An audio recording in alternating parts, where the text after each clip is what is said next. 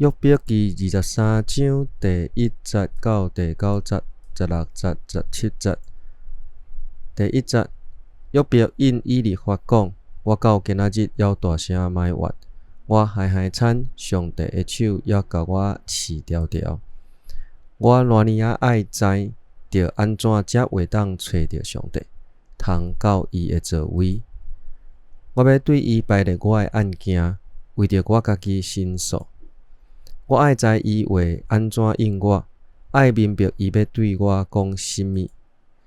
伊减会用大权能对付我，袂伊会听我申诉。伫遐正直的人会当甲伊辩论，安尼我就永远免受审判者定罪。毋过我东去找伊，无伫遐；西嘛无看到伊。上北去伊伫做代志遐，无看到伊。落南嘛无看见伊的影。16节，因为上帝互我失胆，全能者互我皮喘。虽然大黑暗遮砍我的面，我抑久毋恬无讲话。